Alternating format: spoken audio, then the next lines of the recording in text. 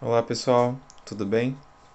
Hoje nós iremos falar sobre medicamentos controlados, que é um assunto importante e que causa muita curiosidade nos alunos do curso de auxiliar e atendente de farmácia.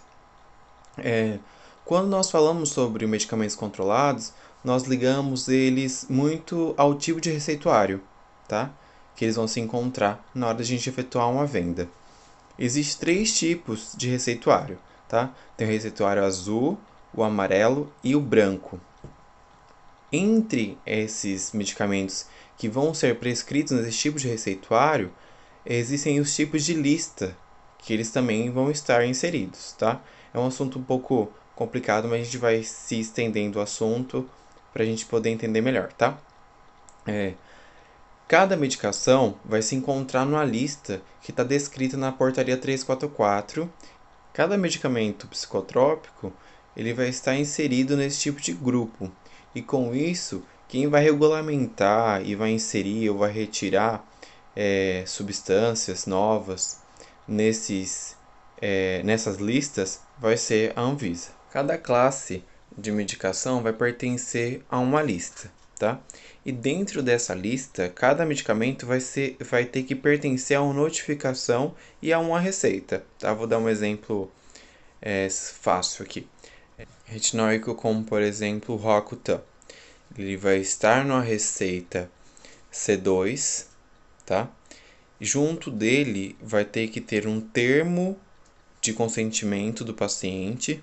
Então, com todo esse documento, ele vai poder retirar essa medicação, tá? Que também vai ser fornecido os dados, tudo mais. Sem esse tipo de receituário correto e o termo assinado pelo paciente e médico, não poderá ser efetuada a venda da medicação, tá? Como também das outras medicações. Sem a receita correta, pertencendo àquele tipo de classe e lista, o paciente não compra a medicação, tá? Se eu for lá comprar um Rivotril, que é da receita azul, com a receita branca, não vou poder retirar essa medicação. Eles têm que estar na receita azul devido a vários fatores que nós iremos explicar durante a aula, tá? As listas hoje elas são compostas pela lista A1, A2 e A3, que são entorpecentes psicotrópicos, tá? Depois vem a B1 e a B2, que são psicotrópicos e anorexígenas, tá? A C1, que são outras substâncias, que são das receitas brancas. Tem a C2, que eu já citei, que são para medicamentos retinóicos, como o Roacutan. Tem a C3, que é para talidomida, que é um imunossupressor. Tá? Ela também tem a notificação da receita, mais o termo de esclarecimento, mais o termo de responsabilidade. Então, é uma medicação que requer mais cuidado e tem que ter todas as medicações para ser efetuada a venda dela. Tá? A C4 são os antirretrovirais e a C5 são os anabolizantes. Então, antes de começar falando sobre os tipos de receituário, a gente vai falar sobre um pouco sobre aqueles dados que a gente tem que recolher do paciente, tá? Todo paciente vai lá na farmácia e às vezes não entende o porquê deve se recolher esses dados. O que acontece? Todo o sistema hoje de uma drogaria ele é informatizado. Então, todas essas medicações que chegaram para você, que são medicamentos controlados, eles são rastreados, tá? Até o momento que ele entra na distribuidora e a partir do momento que ele sai da distribuidora até a farmácia onde você vai trabalhar. Então, todas as atividades de lote, validade e etc., ele vai ser registrado no seu sistema, tá? E para você fazer essa liberação, essa venda, você vai ter que informar para o seu sistema para quem está sendo vendido. Tá? Por isso que faz todo aquele recolhimento de dados do paciente. E isso também acarreta que após esse cadastramento, né, esse recolhimento desses dados do paciente, eles vão ser enviados para um sistema, tá, do governo, que é o SNGPC, que ele coordena todo esse tipo de venda de medicação controlada e os dados têm que bater. Tá? Então, tudo que entrou de controlado, ele tem que sair. Ou, se ele for vencer, você tem que dar a saída como vencimento. Tá? Não existe uma venda de psicotrópicos sem essa notificação para a Anvisa. Vou começar a falar então sobre o receituário azul. Tá? Vou dar exemplo para vocês mais vendidos, tá? Ou mais usualmente utilizados pelos pacientes. No receituário azul, vão estar vendidas a maioria das medicações que são indutoras de sono, tá? Vou dar exemplos aqui para vocês, como por exemplo o diazepam, tá? A família do PAN, tá? Alprazolam, diazepam, tá? Bromazepam. Lá nessa receita azul, além de conter todos os dados do paciente, tá? Como nome, RG, endereço, telefone, tá?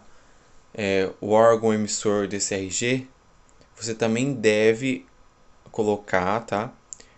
O lote e vencimento da caixinha que você vai estar vendendo. Isso tudo deve estar sendo acompanhado por um farmacêutico, tá? A supervisão disso tem que haver um farmacêutico. Toda a receituário azul, ele vem com um numerinho de notificação, tá? Se a receita não vir com esse número de notificação, também não podemos recolher essa receita e liberar a medicação. Receituário amarelo, a gente vai poder encontrar, por exemplo, Ritalina ou Venvance, tá? Que são medicações que são utilizadas para déficit de atenção e hiperatividade. Essa medicação ela também vai estar com aquele número de notificação que a gente citou na receita azul, tá? E ela também não pode haver rasura. Havendo rasura de qualquer tipo de receituário, nós não poderemos aceitar. No receituário branco, ele sempre vem escrito receituário de controle especial, tá? Nesse tipo de receituário, a gente vai poder encontrar, por exemplo, os ansiolíticos, tá? Sertralina, vamos citar alguns bem conhecidos. Amitriptilina, tá? Fluoxetina. Hoje eles não são tão utilizados, tá? Hoje no mercado há medicações mais novas e com uma eficácia de tratamento melhor, tá? Mas esses são os mais conhecidos. Todas as receitas que eu citei até o momento para vocês, eles devem conter o emitente, tá? Que é o identificador do emitente. O que seria o identificador do emitente? São os dados do médico, tá? O nome completo do médico, o número do registro dele, tá? Que é, por exemplo, CRM e o número desse CRM, tá? Ele tem que conter o endereço, a cidade e o estado que o médico reside. Pessoal, por hoje é isso, tá? Espero vocês na próxima aula. Se cuidem e até a próxima.